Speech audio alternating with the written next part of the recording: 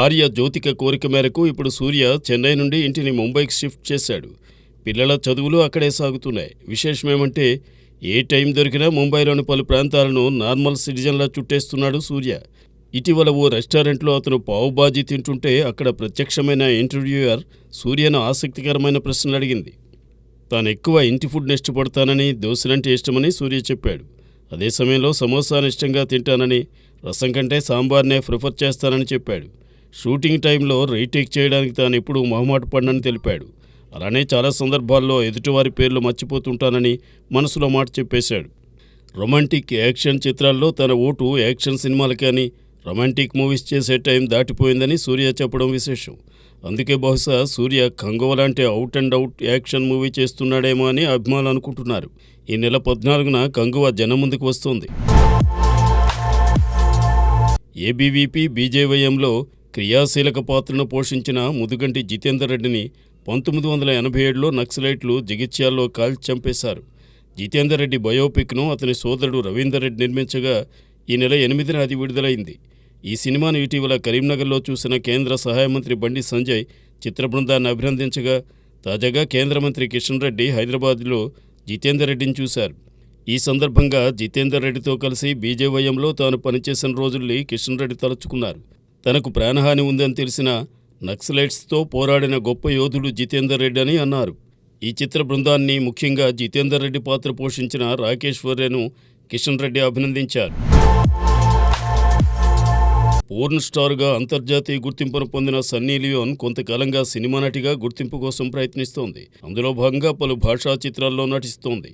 ఆమె ప్రస్తుతం కొన్ని లేడీ ఓరియంటెడ్ మూవీస్లోనూ చేస్తోంది. తెలుగులోనూ కరెంటు తీగ, పిఎస్వి, గరుడవేగ, జిన్నా చిత్రాల్లో నటించింది సన్నీ లియోన్.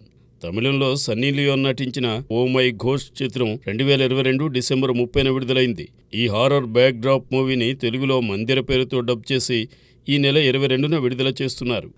యువన్ దర్శకత్వం వహించిన ఈ సినిమాకు జావేద్ రియాజ్ సంగీతం సమకూర్చారు. ఈ సినిమాను తెలుగులో సాయి సుధాకర్ కొమలపాటి విడుదల చేస్తున్నారు. యువ కథానాయకుడు నితిన్ ప్రస్తుతం 2 సినిమాలు చేస్తున్నాడు. అందులో ఒకటి రాబిన్ హుడ్ కాగా మరొకటి తమ్ముడు. దిల్ రాజు నిర్మిస్తున్న తమ్ముడు శివరాత్రి కానుగ్గా వచ్చే ఏడాది ఫిబ్రవరిలో జనం ముందుకు వస్తుంది.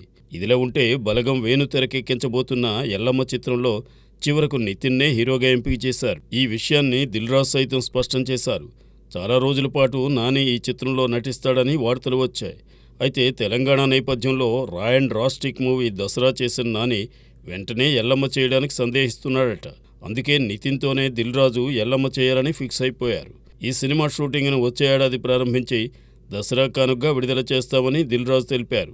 దిల్ తర్వాత చాలా సంవత్సరాలకు నితిన్తో శ్రీనివాస్ కళ్యాణం తీశాడు దిల్ రాజు. ఇప్పుడు బ్యాక్ టు బ్యాక్ నితిన్తో తమ్ముడు ఎల్లమ్మ చేయడం గ్రేటే. భారీ బడ్జెట్ సినిమాలు తీసే నిర్మాణ సంస్థలు స్టార్ హీరోల ఫ్యాన్స్ అలకలు కూడా తీర్చవలసి ఉంటుంది. లేదంటే సోషల్ మీడియాలో నానాయాగి మొదలవుతుంది. నిజానికి ఆ అలకలు, ఆరోపణలు ఏ స్థాయిలో ఉంటాయంటే తమ హీరోతో కలిసి నటించే హీరోయిన్స్, పనిచేసే సాంకేతిక నిపుణులు ఎవరుండాలో కూడా డిసైడ్ చేసేంత.